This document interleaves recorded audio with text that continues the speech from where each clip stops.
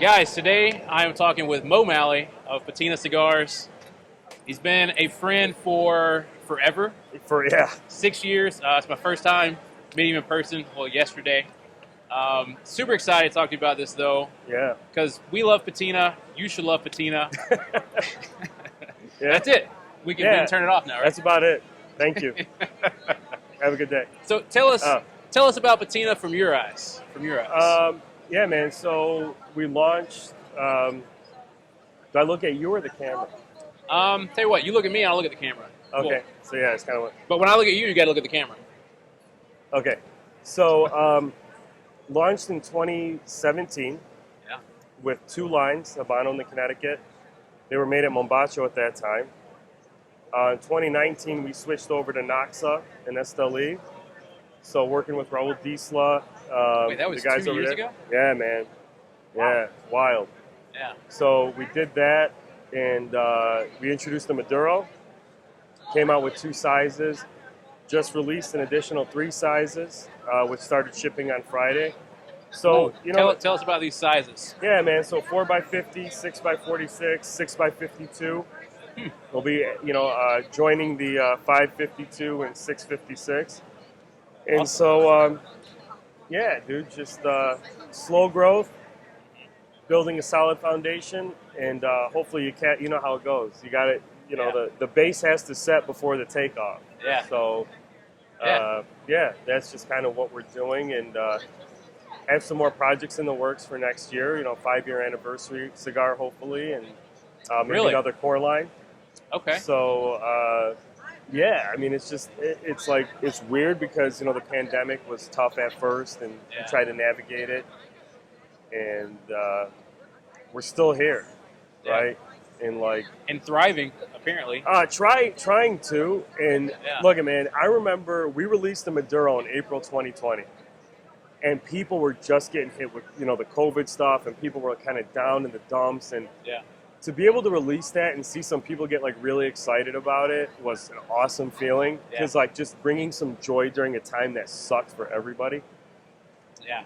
And it's still tough, man, and it's not over. And it's still difficult for a lot of people throughout the world. So anything that we could do to bring a little joy in people's lives is a pretty cool feeling right now. Yeah. So. And that's wild to think that was over a year ago. Mm-hmm. Because I remember that. Mo will never tell me anything about his releases. They drop, and then he's like, yeah, it's good. You should smoke it. No, But- that's not entirely true. No, it's not. It's not. But I want the juicy details. And Yeah. Mo, he's tight-lipped about it. He's tight-lipped about it. I don't look at I'm very bad at hype. Yeah. You know what I'm saying? Yeah. And so one thing I've learned over the past few years is no matter how good your cigar is, no matter whatever, there is an element of where you got to get people excited about it. Yeah. And that's still what I'm trying to learn how to do, because my personality inherently doesn't fit that, right? So it's you got to learn how to step out of yourself Yeah. and learn how to get people excited about something. Yeah. But you're too authentic. Well, You want to let them naturally go, oh, because that's more sustainable, yeah, yeah, right? I mean, Sure. it's more sustainable when somebody wants to be a part of what you're doing versus you trying to grab somebody to be a part of what you're doing. right.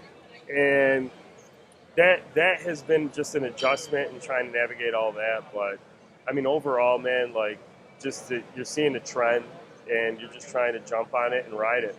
That's Let's it. talk about trends. Yeah. What have you noticed happening?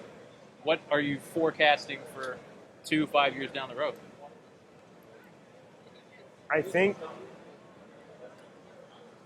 product availability, okay, being able to execute on the orders that you get, okay, tobacco availability. We've talked where it is important to not only have unique blends, whatever, but also blends that utilize tobaccos that are readily available. Right. You don't have to worry as much from year to year of whether you're going to be able to get X tobacco for your cigar. Right. So I think those things will be important moving forward. In terms of trends that I'm seeing, we saw a Cameroon trend, we're seeing a Sumatra trend. Yeah. We saw the 6x60 trend. In the 4 short years that I've been doing this, we've seen quite a few trends come and go, or even some that are still in place. Yeah. But the reality is, I'm never going to be that trend follower, because if you miss the beginning of a trend, it's already too late. You got to wait for the next, Yeah. or you got to be the first one in it. Right. So when we did the Connecticut had a little bit more flavor than your normal Connecticut and all of that. Connecticut with balls. Connecticut with balls. Yeah. We were at the beginning of that trend, right? So Yeah. it was cool to ride it. If we had come out in 2019 with that cigar, we'd just be another one of those Connecticut's that had a little bit extra. Right. Not your father's Connecticut. Right. So it's all about understanding where it's going, trying to get ahead of it if you can. But I think the most important 2 things are going to be consistent product availability, so that people could actually buy your cigar. Yeah. Yeah, for sustainable growth. So are you more elastic now with your current setup? With Sutliff distributing, Naxa producing? You have to have a good infrastructure. You cannot build something like sustainable or long-term if you don't have the right pieces in place. Right. So like I'm in places where I can grow into them. Yeah. Right? So like Naxa with the tobacco, with production facilities, you're able to grow into that. I don't got to worry about, are these guys going to be able to make the cigar, right? So there's a value in that. With Sutliff, you're talking about a 150-year-old company, primarily pipe tobacco, right? But now they're getting more into distribution of cigars.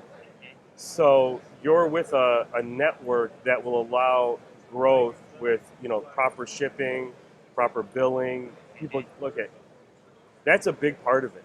Yeah. Right? Like, you want people to feel confidence when they're doing business with you that it's on the up and up, that they're going to get billed what they bought for, that if there's any problems, they're going to get resolved quickly. Yeah. And that infrastructure is in place, man. And so that's important. It's not, I think a lot of people, you look on from the outside and you're like, man, it's all about the cigars, it's all about the cigars. But like when you're running a business as a retailer, it's not just about the cigars. Who can I deal with that can get me the stuff that I could sell, bill me correctly, send proper shipments and all of that, right? That I can have product on the shelf to sell to people. Right, hassle free. So that there's a value. So right now we've got Connecticut, Habano, Maduro. Mm-hmm. You teased us with another core line possibility. Mm-hmm. Do we know what kind of wrapper we'll be looking at? Not 100%. The blend is there. What wrapper you're going to put on, I'm not sure. But look, man, I'm lucky enough to be with the kings of Habano. Okay, yeah. Oliva, Prosenixa. There are $30 and $40 cigars that use the same wrappers that I use. Yeah. So you got to take it. If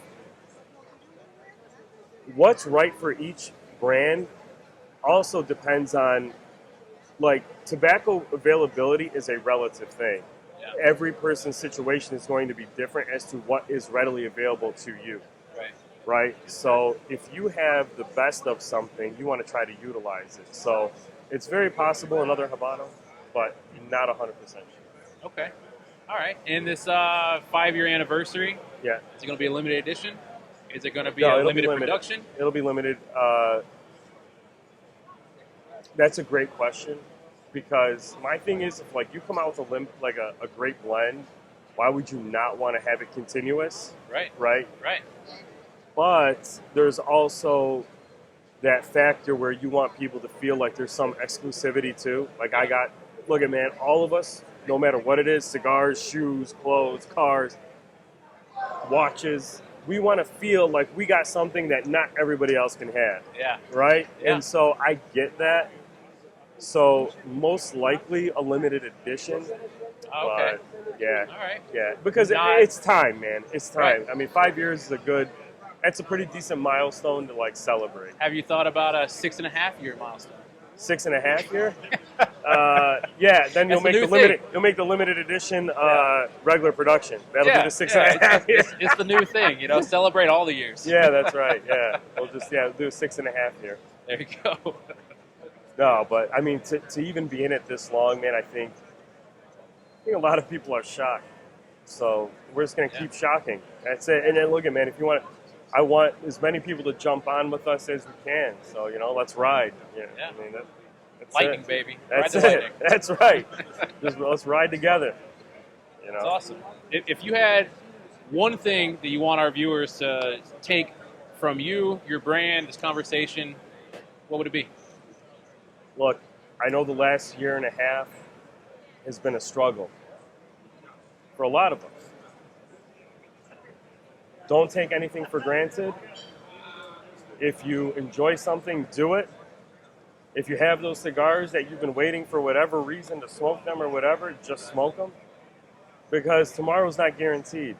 Yeah. And just enjoy your life, man. Be good to each other and be good to yourself. And hopefully Patina's a part of your life journey. That's it. Make it so.